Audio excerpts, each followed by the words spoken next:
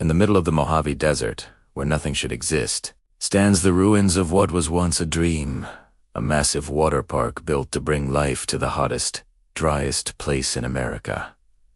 But that dream turned into a nightmare, because this place, once filled with laughter and splashing water, is now abandoned, silent, and cursed by tragedy. This is the story of the desert water park, so dangerous it was shut down forever. Imagine building a water park in the middle of nowhere, a place surrounded by sand, heat, and miles of empty land. That's exactly what one man dreamed of in the late 1980s. He believed he could turn the desert into paradise, a place where travelers driving between Los Angeles and Las Vegas could stop, cool off, and have fun.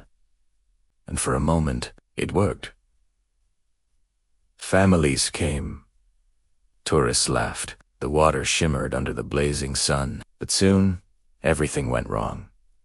Accidents, injuries, lawsuits, and rumors that something was wrong with the park, something that couldn't be fixed. It didn't matter how many times they tried to reopen it.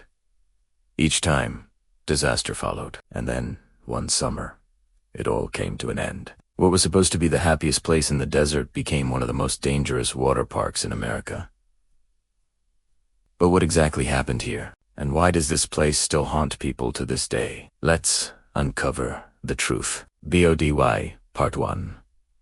The dream that shouldn't have worked minus 210 words. The story begins in the late 1980s with a man named Bob Byers, a dreamer who owned land near Newberry Springs, California, right along the famous Route 66.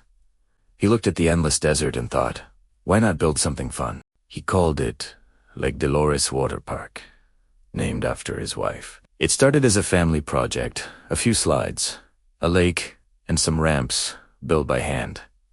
At first, it was just a backyard dream, but soon, word spread. Travelers on Route 66 stopped to see this strange oasis in the middle of nowhere. Kids raced down slides made of steel pipes. People rode jet skis across the man-made lake. It was wild, chaotic, and totally free, but it wasn't safe. There were barely any lifeguards. The rides were rough, and in a place where temperatures reached over 110 degrees, safety was often the last thing on anyone's mind. Then came the first major accident. A young man flew off a slide at full speed and broke his neck. That's when everything began to change. Despite the danger, people kept coming. Lake Dolores became a legend, the wildest water park in the West. But behind the fun was a growing list of injuries, broken bones, and lawsuits. By the mid-1990s, the park closed for the first time. Yet, the story didn't end there. In 1998, a new company tried to bring it back to life. They called it Rockahula Water Park, hoping to give it a retro 1950s vibe. It had bright colors, palm trees, and brand new slides. But the ghosts of the past weren't gone. Within a year of reopening, tragedy struck again. A park employee was testing a slide after hours when he flew off, landing on the concrete below. He was paralyzed for life. The park was sued and soon went bankrupt. After that, the water stopped flowing, the pools dried up, and the desert began to swallow everything back. Wind ripped through the empty slides.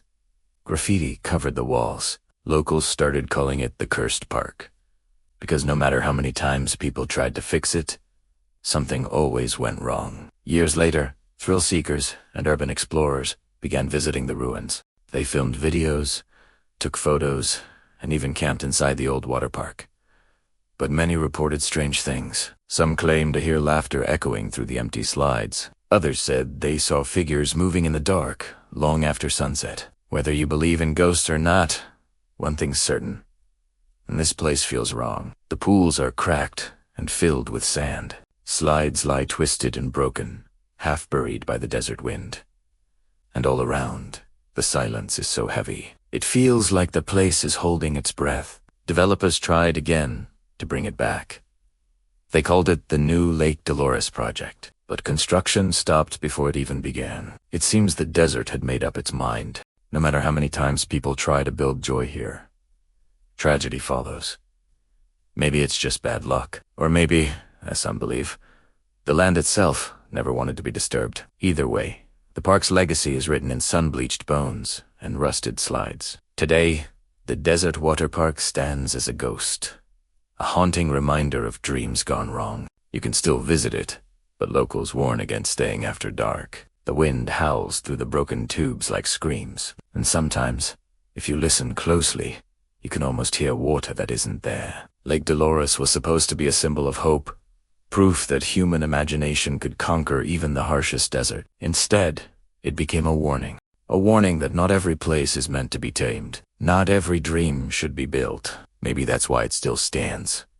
Not as a park, but as a message from the past. Because in the Mojave Desert, where the sun burns and shadows stretch forever, some things are better left buried in the sand. So next time you drive down Route 66 and see a strange collection of broken slides in the distance, remember, that's not just an abandoned water park. It's a graveyard of a dream.